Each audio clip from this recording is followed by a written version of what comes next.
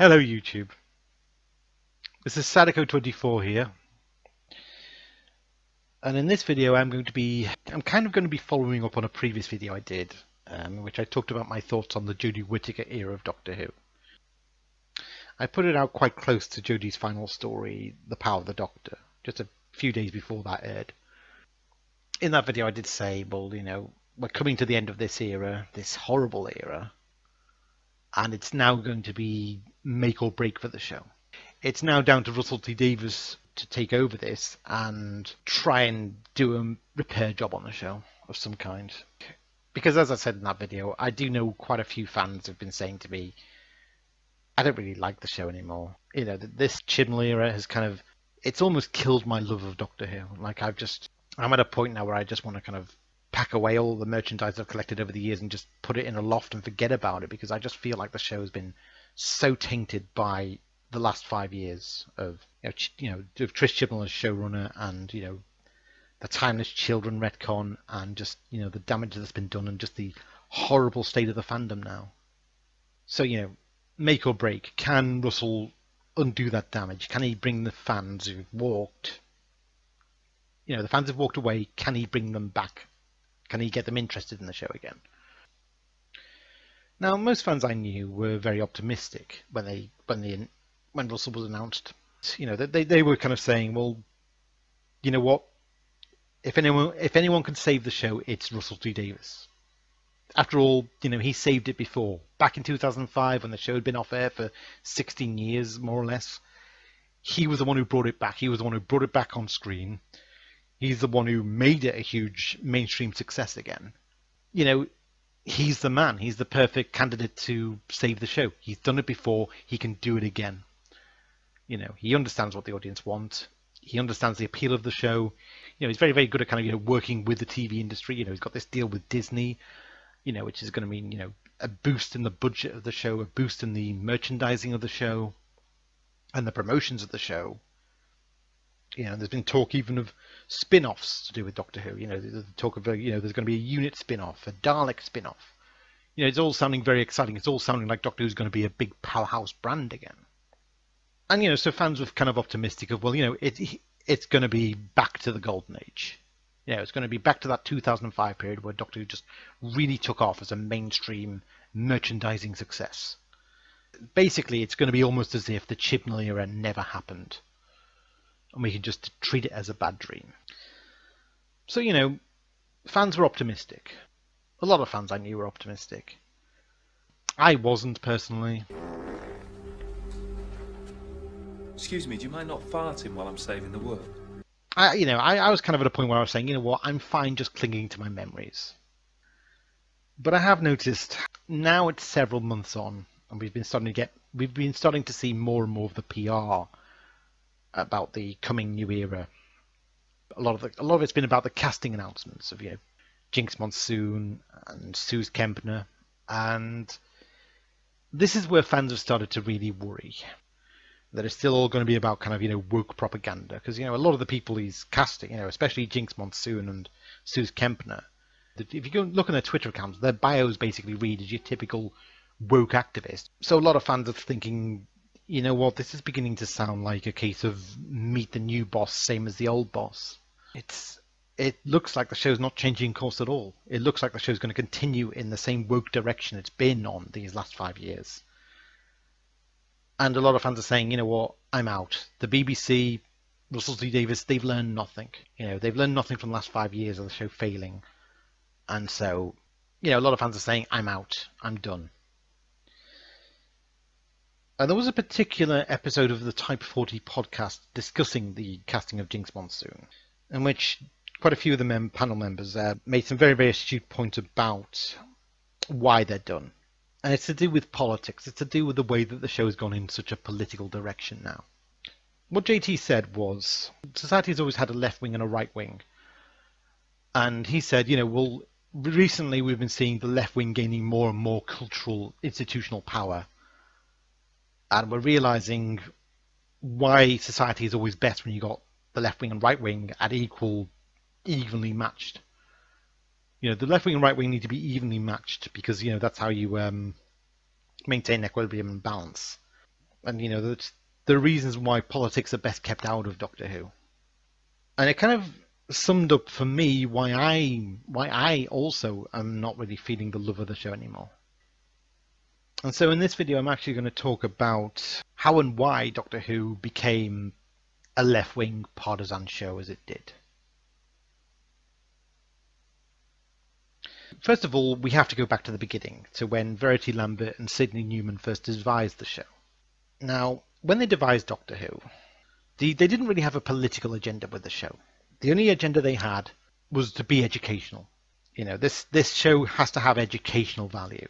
So, the idea is that the emphasis is going to be on the Doctor and his companions landing in particular historical periods of Earth. The time of the Romans, the time of the Crusades, the time of the French Revolution. And from that, the audience watching at home, especially the younger audience, learns about history. And hopefully, they take much more interest in history at school. And hopefully they do better academically as well. That was the point of the show. That was the agenda they had. It was kind of made in very kind of confined conditions at Lime Grove Studios. It wasn't very well resourced. A lot of the early scripts they were getting fell through. And there was a point where it looked like the show might only last about 13 weeks. The only script they really had to hand to do was a script called The Mutants by Terry Nation, latterly known as The Daleks, the very first Dalek serial. And this was kind of much more of a pure sci-fi adventure. It wasn't set in any historical period. It was set on the planet Skaro, an alien world. Sidney Newman was not keen on the idea at all. He felt this was exactly the kind of B-movie sci-fi he was trying to get away from. So he would have kind of vetoed it if they had anything else at hand to film. And they didn't. So he's like, well, we've got nothing else to film. We'll go with it. But, it's last chance saloon already for the show. And they went with it. And the serial was a major rating success. It got viewers tuning in their millions to see, what happened next in this Dalek serial. Viewers were curious about who the Daleks were, what the Daleks were, and what was going to happen to our heroes. And so it was kind of clear from that point on that Doctor Who had a huge audience now, and it just had to keep going. And it was also clear what that audience wanted, which was they wanted more Dalek stories. They wanted more kind of sci-fi monster stories. And so the show continued. It still did the historical stories, but they were gradually, over time, phased out. And basically, toward the end of the 60s, it was kind of known as the monster show. It was kind of the monster era of the show. And so basically the original agenda of the show was kind of forgotten. It was like, well, now our agenda is just to be populist, to just give the people what they want. So it wasn't really a political show at that point. But like I said, the show was made in very, very kind of confined conditions in Lime Grove Studios. And the way it was filmed, the way it was presented, the way it was performed was kind of more akin to televised theatre than anything. If you look at the old serials, you'll see that it's kind of basically shot like a stage play. It's kind of acted like a stage play, and that's kind of how it was written as well.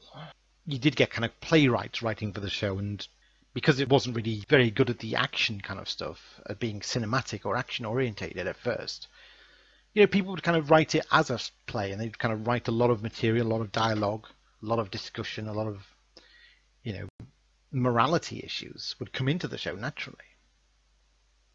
Of course, as it got more popular, got more resources, it was able to do the bigger action set pieces. I mean, if you look at, say, the Web of Fear, you can see by that point the show's able to do big cinematic action set pieces, but it still works best when it's kind of, got these kind of small, tube station sets. I mean, there was a period where the Web of Fear was missing Thought Lost forever, and there was a theatre production team. There was a kind of fan theatre production group who decided to do their own stage play versions of The Web of Fear and Evil of the Daleks, and it kind of, it was based on the idea that you could do these stories as stage plays, because that's kind of, they were written to be these kind of confined settings, and that's what you could do.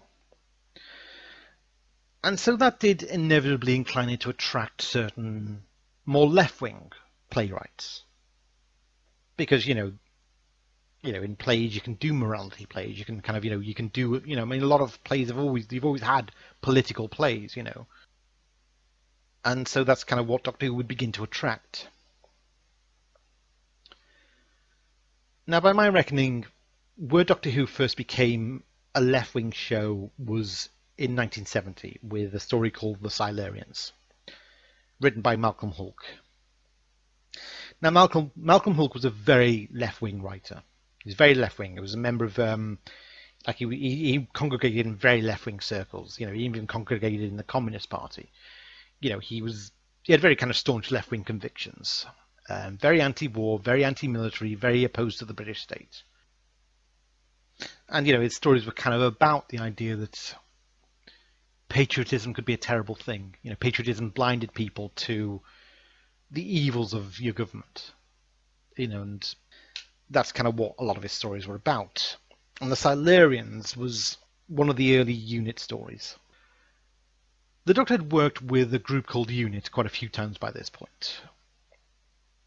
UNIT was this group headed by the Brigadier Lethbridge Stewart. Now, the Doctor first met Lethbridge Stewart in The Web of Fear, in which he found, the local military having to combat this menace of the Yeti and the Great Intelligence in the London Underground. So he works with Lethbridge Stewart in helping the army to defeat this menace. Then he meets him again in The Invasion, and by this point, Lethbridge Stewart has been promoted to a brigadier, and he's been put with this outfit called UNIT, this special top secret military that's designed to combat alien threats. And then in the Pertwee era, the Doctor is exiled to Earth by his people, the Time Lords, who say, you've interfered with the affairs of other races, we're going to punish you. And so they basically send him to Earth in an impounded TARDIS and say, you're stuck on Earth and we're going to force you to regenerate. So, it's goodbye to Patrick Troughton's Doctor and it's hello to Pertwee as the new Doctor. John Pertwee is the new Doctor. And so, he's exiled to Earth in the episode Spearheads from Space, and this is at the same time that UNIT is dealing with this threat from the Nestians, the Autons, who are planning an invasion as well. And so the Doctor kind of falls in with UNIT again, and he becomes their scientific advisor. Because he needs a place to stay, he needs something to occupy his time. He's happy being employed in this job, in this capacity. So that's kind of 3 times that you've seen the Doctor basically working with the Brigadier and the military. It had a very cozy view of the military, very patriotic view of the military. And of course, Malcolm Hulke had a very, very different attitude entirely. And when he was writing the Silurians, he wrote the Doctor to have a very, very much more hostile view to the military, much more suspicious view to the military. Under his pen, the Doctor became much more of an anti-military figure, in a way he hadn't quite been up until then. The plot of the Silurians is that the Doctor discovers this underground race of intelligent reptiles who ruled the Earth millions of years ago. And they'd been in hibernation for millions of years. They'd gone into hibernation millions of years ago, and now they're awaking. And basically, they want their planet back. And the Doctor is in a difficult position where he's trying his best to try and contact the Silurians and try the appeal of reason with them and try to negotiate a peaceful settlement between the Silurians and the humans. Look, people are coming. Many people are coming here. I want you to meet them in peace. Who are these people? Well, they're soldiers, but they won't attack you unless you attack them first. Why do you want to help us? Because I want there to be peace between you and the humans. This is their planet now. This planet is ours. It always has been. But the crucial thing is, when the Doctor first meets a Silurian, he actually pleads at the Silurian, look, please, you must tell us what you want, otherwise the humans will destroy you. He's worked with UNIT 3 times by this point, and he's happy to do so. But on this occasion, he's actually finally saying, these allies of mine, if they see you and they don't understand what you want, they're going to get scared, they're going to panic, they're going to get trigger happy. They're going to react with fear to the unknown, and he just fears that the military are just going to be narrow-minded and they're going to start a war that could easily be avoided. And he spends the whole story trying to prevent that happening. But of course, in the end, the Brigadier gets his orders to blow up the Silurian base. And the Doctor is horrified. he's basically disillusioned in the military, and it is a story where the military do not come off very well. So this was written with obviously an axe to grind against the military at a time when the average watching audience probably was very patriotic. Now, was there a political agenda behind Bylet's decision to commission the story? I would say no. I would say it was a case of, Malcolm Hook's a brilliant writer. He's written these 7 episodes, and we've got like a whole season of Doctor Who to do. We've got to kind of rebuild the show from scratch. Malcolm Hook's written this brilliant script, which is good for 7 episodes. He's got some brilliant, there's some brilliant characters here, brilliant characterization. We'd be mad to turn it down. Let's do it. Let's film it. We're stuck with this kind of Earthbound format with the Doctor working with the military and dealing with alien invasions. This story is something different. We kind of want to, add some variety to the season. Have it not just be always a case of the Doctor dealing with alien threats. This is a different kind of story we can tell within that format. So let's go for it. And I do think by that point, the heyday of Dalek Mania had kind of been and gone, and a lot of the critics of Doctor Who were kind of becoming a lot more sniffy. The Doctor was kind of being criticised in much more sniffy editorials now, and probably a lot of the time it was being dismissed as B-movie material, unsophisticated, Doctor versus monsters, 50s B-movie material. And so I think, the Silurians was the kind of story you could point to and say, you know what, now the show is actually dealing with much more mature themes. There's much more mature writing going on here, much more mature characterization going on here. So why did the show go political? Because Malcolm Hook delivered what the show needed at that time. And the Silurians was a very seminal story. It emphasized shades to the Doctor that never really been explored before, and it showed him kind of, it kind of changed the direction of the show. It kind of defined the Doctor in a new way. And I wouldn't say it was a break from the past. It was still very much in keeping with the idea of the Doctor as the eternal outsider. So, it worked. I think fans accepted that. They accepted this was in keeping with who the Doctor was. And of course, it was presented in such a way which we were drawn to the Doctor's side. Malcolm Hook wasn't really kind of fulfilling an agenda for them, but neither did they have an agenda to kind of keep him at a distance from the show. Far from it. They said, you know what, he's a bloody good writer. He delivers, these voluminous scripts which we need. We need, scripts with this kind of content. Now, was the show running the risk of being too political for the audience at the time? Because, the mass audience of the time were probably not going to be aligned with Malcolm Hook's politics. So what were the politics of the day? What was the zeitgeist of political thought of the day? Well, the best answer to that is, the best coverage of that is actually a book by Paul Embury. This book he wrote called Despised. This book he wrote in 2020, and he wrote it very much in reaction to the 2019 general election in Britain. For those who don't know, in Britain we have 2 major political parties. One party is the Conservative Party, and that's our right-wing party. It's our centre-right wing. It's our centre-right party. Very right-wing on economic issues, very much in favour of austerity measures. It's mainly an economically right-wing party. Now the opposition party is a party called the Labour Party, and that's our kind of traditional old school working class party. It's a party that basically has always kind of been composed of trade unions. It's always kind of represented the trade unions. The Labour Party is quite a broad church, so it has those kind of old school trade unionists, but it also has its fair share of militant far left extremists as well. Devout social, kind of true believer socialists. Jeremy Corbyn was leading the party in 2019, and he was very much a devout socialist, very anti-war. He was very left-wing, and a lot of the population kind of felt that he was too left-wing, and they feared that he was not very patriotic, and that he was not someone they could really trust to believe in Britain and defend Britain. And so, in 2019, Labour lost the election in a big way. Paul Embry was a trade unionist. He was kind of in with the Labour Party, and he certainly campaigned for the Labour Party. And he said that, well, look, the Labour Party has just been out of touch with these working class communities for far too long.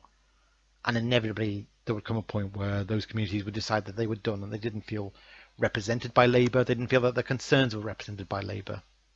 Now, in the book, he describes the kind of politics that the average member of these Red Wall communities would have, because he describes that he grew up in such a community, and he grew up knowing what these tightly knit communities were like, what they believed, what their shared value system was. And he said that the thing is, a lot of these communities were left-wing when it came to economic issues. So they'd vote Labour because Labour represented the trade unions, and the trade unions represented a fairer deal for the workers. But then he kind of said that at the same time, a lot of these communities were still quite conservative in other areas. And certainly when it came to community values, they were very conservative. When it came to law and order, they were very right-wing. They were very conservative. They believed in, hardline policing, and they probably thought that abolishing the death penalty in the 60s had been a mistake. Yeah, they believed, that criminals should get their comeuppance. And certainly when it comes to the issue of immigration, and this was the crutch issue, these communities were probably much more conservative when it came to immigration. They were like, well, we like our tightly knit community the way it is. We like the familiarity of being around people we know and trust and have a culture in common with. We're not comfortable with having too many outsiders come in and spoil that. And that's where Labour lost them. That's where Labour had gradually been losing them, as it had kind of gone much more in favour of mass immigration and in favour of a kind of internationalist worldview that kind of disdained the idea of nationalism or patriotism. As Tony Blair embraced membership of the European Union, kind of did feel like our sovereignty was being treated with disdain. So in general, that's probably the kind of audience that were watching Doctor Who back in the 70s. Left-wing when it came to economic issues and, empowerment of the working class, but, right-wing when it came to, matters of patriotism and, matters of the community and law and order. And on this score, you can see that, old Doctor Who often shared their viewpoint. If you look at the way that villains end up in Doctor Who, usually they do meet a nasty comeuppance in the end. And, it's presented as they're just desserts.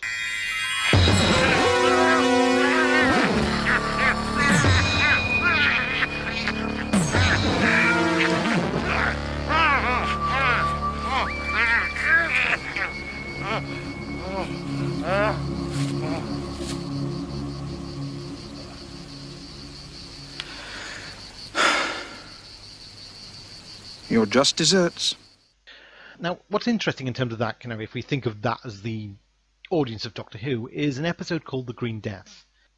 Now, Terence Dicks has said that when this story was commissioned, it was a break with tradition. It was kind of unprecedented. It had never been the case before that the production team had decided specifically to commission a story with a political message in mind before anything else.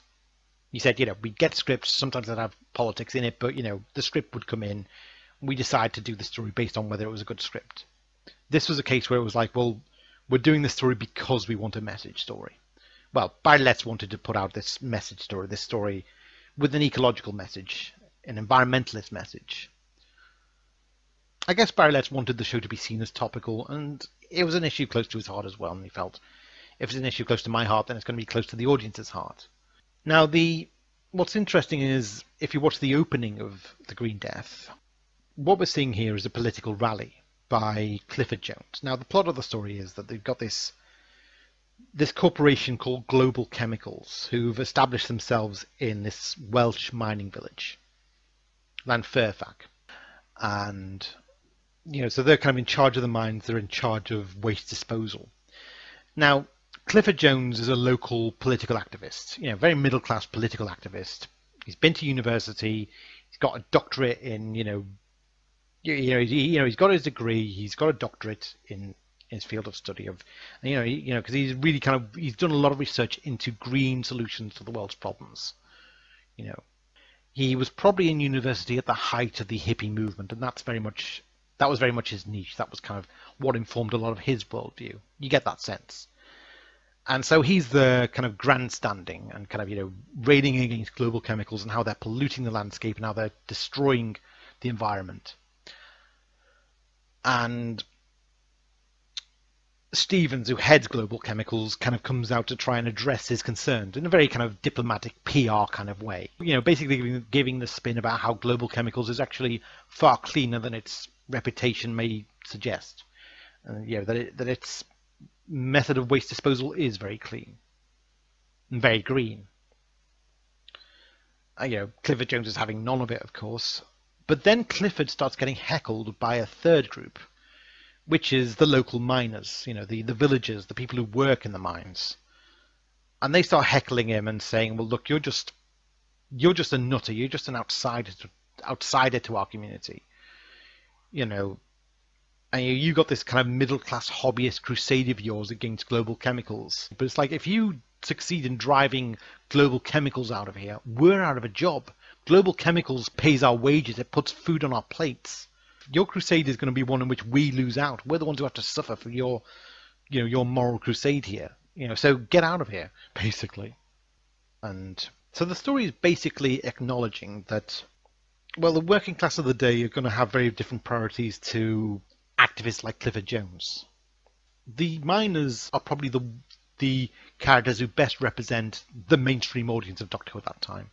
These people kind of represented the Red Wall, very much an interest in a fairer wage for the working class, but they weren't going to be behind anything that threatened their familiar, comfortable livelihood or their community. But the story kind of leans more to Clifford Jones's side than theirs.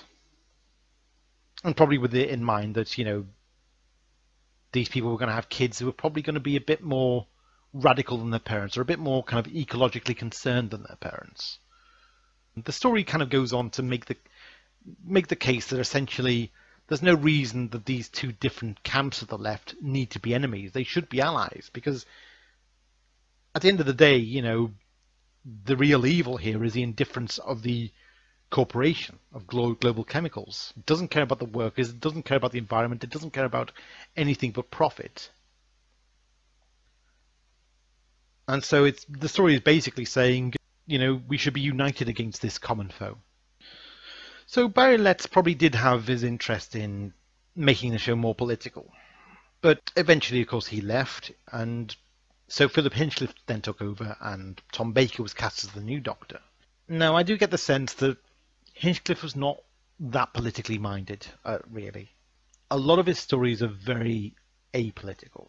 His period kind of started to phase out the unit kind of stories and kind of go more into return to, the alien travels of the Doctor. But there were still kind of a few unit stories that were being done. There was Robot, Terror of the Zygons, the Android Invasion, and the Seeds of Doom. Now, Robot was kind of a holdover from the Barry Letts era, so it was still kind of dealing in some kind of political themes. But Terror of the Zygons and the Android Invasion and the Seeds of Doom are probably as apolitical as the unit era gets. These are kind of stories in which it's just very unambiguously the case of, the soldiers are the good guys, the alien threat are the bad guys, the Doctor is, happy to help them fight the alien menace. And again, like watching the Demons, you watch these stories now and you think, God, Doctor Who without an agenda, without any political, moral lecturing.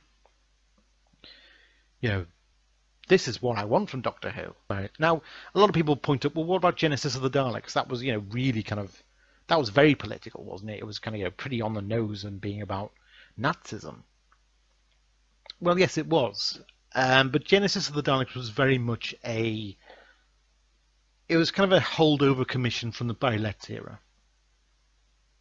Like, it was Barry Letts who kind of suggested the idea to Terry Nation.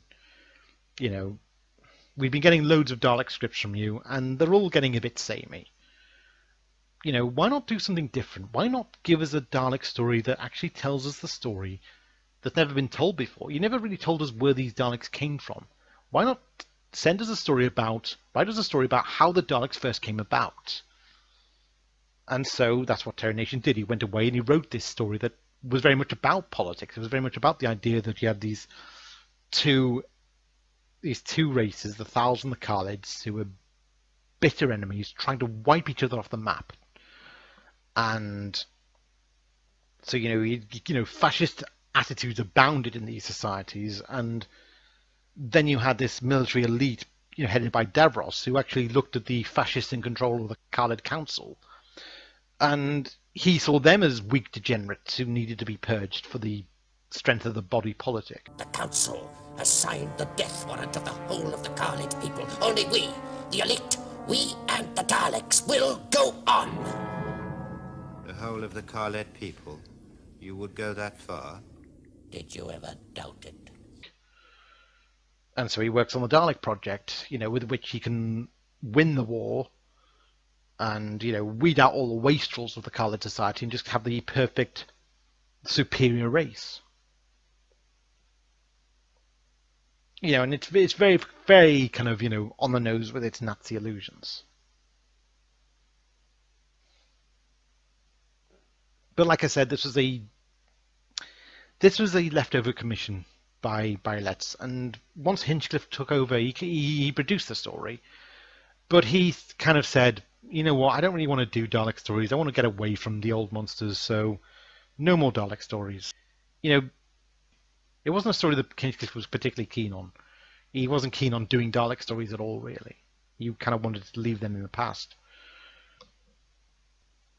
The show's kind of getting back into apolitical territory again. If you look at stories like Terror of the Zygons, Pyramids of Mars, Seeds of Doom, Towns of Wing-Chang, it's kind of stays away from politics for the most part. It's not really interested in preaching at anyone. And, for the most part, it kind of returned to being more apolitical. Much more kind of, just family entertainment, no political agenda in mind. And that's the thing. The Philip Hinchcliffe era is seen as the pinnacle of Doctor Who. As this is the period where the show was at its scariest. The production values were at their most consistent. The stories were at the production values were at their strongest. The stories were at their most consistent in quality. And you had Tom Baker and Sarah Jane, of course. Tom Baker and Elizabeth Sladen at the height of their powers. It is seen as the pinnacle of Doctor Who in every sense. And so I think a lot of fans would say this is how Doctor Who is done best. And I think when fans say that Doctor Who should be an apolitical show, I think the Hinchcliffe era is the period they're thinking of. And they would certainly look at what Chibnall's doing and saying Chibnall's doing everything wrong. Hinchcliffe didn't do that.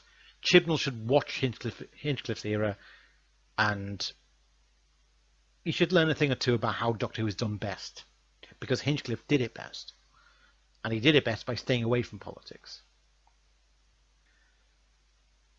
But then we hit a bit of a problem, which is once a show has given a voice to left-wing authors like Malcolm Hulke, it's only a matter of time before 10 years on, the show starts to attract a new generation of writers who can be best described as Malcolm Hulke fanboys, who buy into the idea that, Malcolm Hulke's message, his conception of the Doctor was the rightest one, and that, everyone should agree with the Doctor's politics, and anyone who doesn't is just contemptible scum.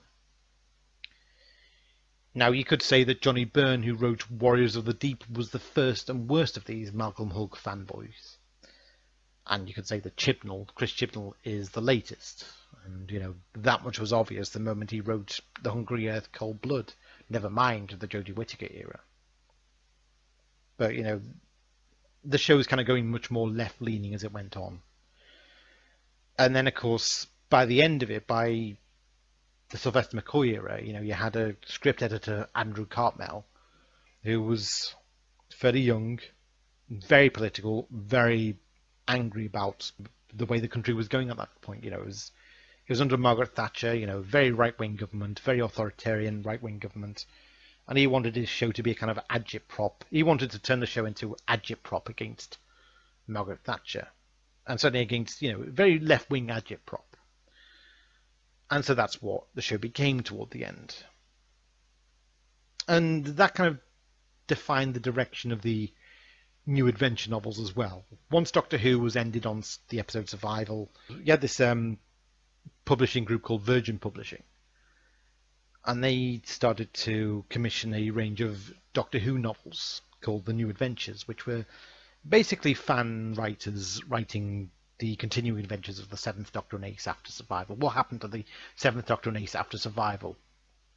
And so they would write all these, these books about their latest adventures, and they went into a much more adult direction, and they certainly went into a much more political direction, because really these were fans who'd kind of grown up in the Thatcher years, and by that point really had a chip on their shoulder about it, and this was a writing gig in which they could write really angry agitprop about it, and that's what they did.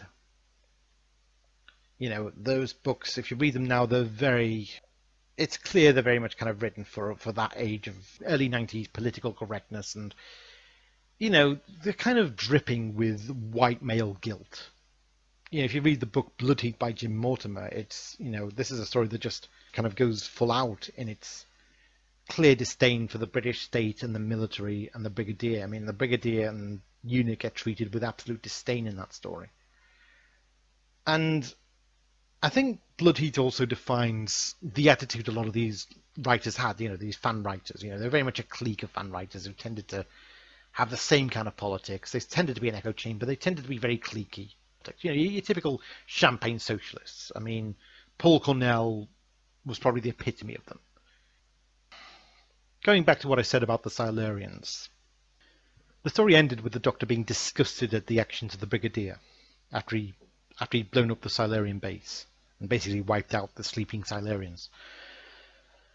The Doctor was horrified at the military's approach, but the Pertwee era being what it was like by the next episode, the reset button was pressed, and the Doctor kind of had to continue working with units regardless. And it was basically, the show was sticking to that format, so that got glossed over, and over time the show kind of settled into a much more cozy unit family. There was a kind of coziness to it, the Doctor kind of part of the unit family. And a lot of these fan writers, that they felt that was a huge betrayal, and that really the Doctor should have been shown to be true to his convictions and had nothing to do with the unit after that. The Doctor should have resigned. He should have stuck to his principles. The Doctor should have been true to his left-wing principles and walked away. And they hated the way that the show had kind of gone in a much more cozy boys' own format instead. Basically this is why a lot of those writers had this view that the Pertwee era had been right-wing, if anything. Been right-wing in the sense that, the Doctor would always kind of come back to working for the state, working for the military, and all would be forgiven of the terrible things that the military did. As much as it kind of, it did give a voice to writers like Malcolm Hulke, it was seen as, it was kind of very much from the view that, Malcolm Hulke was the exception to the rule. And, he was the only reason the Pertwee era was good, really, because, he had all the right politics. So yeah, that's the kind of political outlook a lot of the fan creators had, and these of course were writers who would later go on to write for the show. But it also kind of reflected that we were entering an age in which the left wing were coming to dominate the arts a lot more, and coming to dominate the cultures a lot more, and the media a lot more. There's a rather ugly episode of Question Time, which aired in the aftermath of the 9/11 terrorist attacks. If you watch it, it's kind of a sickening viewing, because it's almost as if the attacks of 9/11, the fact that America is now a nation in mourning, and it's mourning its dead, is treated as an excuse for a lot of these left-wing panelists and left-wing audience to just stick the knife in about how America probably brought the 9/11 attacks on itself, by its own conduct on the world stage. And it's an ugly watch, but the main thing that comes across is, firstly, very, very strong disdain for patriotism. These panelists were kind of just very vitriolic about America, and it very much came across like the main thing they were getting across was they really wanted to reject the idea that, we should be brought to America's side by this tragedy, and, brought into this mood of national mourning for our overseas brothers, as it were. I don't think you would have seen an episode of Question Time like this back in the 80s or 90s. I think back then there had been far too much sensitivity about the fact that a lot of the viewing public were patriots. Basically, and basically felt that, this was a time to show respect and decorum about what's happened to America. And this episode just flouted that completely in a quite shocking way. But it was almost it was shocking, but it was also the new normal. It was just, well, that's how much the left wing have taken over the media and arts, and this is how much, it's become an echo chamber of their view of the West as the great evil on the world stage. And basically this idea that the West was something to be disdained and torn down, really. It's real hatred for the West. So we've talked about the politics of the classic show audience, and then of course, as the show went to become much more aimed at a fan audience, that's when it started to go much more left wing. It started to become more dogmatic. In fact, it started to appeal to an echo chamber of right on left wing politics. Although there are fans like Gobby Guy and John the White who said that they feel that, Doctor Who, the Doctor can be as much of a right-wing hero as a left-wing hero. To me, I would say that the last time you could say that the Doctor was a right-wing hero was probably Earthshock.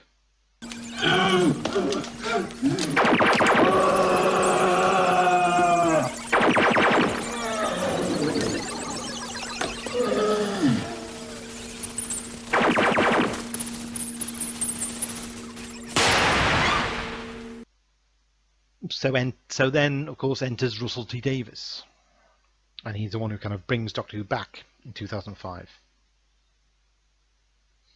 So, he was given control of the show. He was given, his task was to revive the show and get a mainstream audience.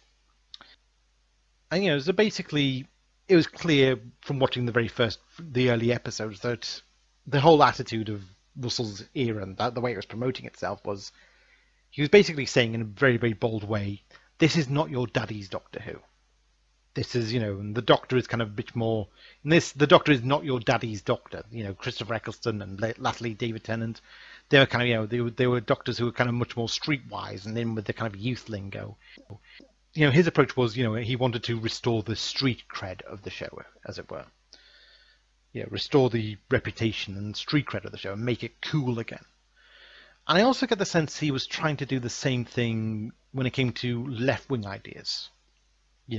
Much more, wanted to make liberalism cool again. He wanted to make restore the street cred of liberalism or even socialism. I think, though, where you really see the kind of society that Russell was advocating for, that's where you have to look at his more futuristic stories. And basically, Russell's vision of the future seems to be a very progressive utopia. The ultimate progressive utopia, in fact. It's the idea that, over the centuries, Earth is going to do away with borders, it's going to do away with old traditions, and certainly, all the old prejudices are going to melt. All the old prejudices and bigotries are going to fade away, melt away.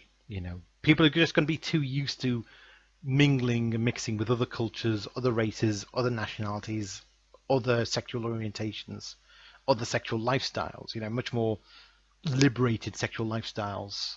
And it's going to come to the point where no one's going to care anymore. People just, people are going to be raised in a culture that's so marinated in this kind of stuff that they're not going to see anything strange or alien about it or anything to fear about it.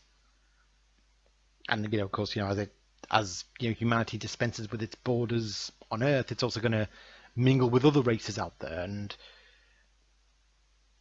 so we're going to end up with this perfect multicultural utopia, and with this exchange of ideas, we're going to see more prosperity and much more trade deals with other races. It's all going to be it's all going to be this perfect, basically the European Union's dream of ever increasing unity of melting pots. And the idea that it's just natural, it's just inevitable that society is going to keep on progressing and progressing and progressing, and everyone's going to become that bit more uninhibited and that bit more liberal because they're living in a much more tolerant society. Nice, thanks. Captain Jack Harkness, by the way. I'm Davidge Pavel. Nice to meet you, Davidge Pavel. There's a time and a place. And basically it's going to be far better, and that we're heading that way. And also, it's clear if you look at episodes like Midnight and Turn Left that that Russell had a real axe to grind against the Daily Mail. The tabloids of the day were kind of, stoking a kind of a moral panic about, that we were getting too many immigrants now. And basically, the angle from Russell's stories is, of course, well, that's just hysterical nonsense. It's all going to work out fine. We're not heading for, it's not going to be a problem. We're heading for the perfect multicultural, borderless utopia in the future. And it was nonsense, but it was very, very easy to buy into at that time.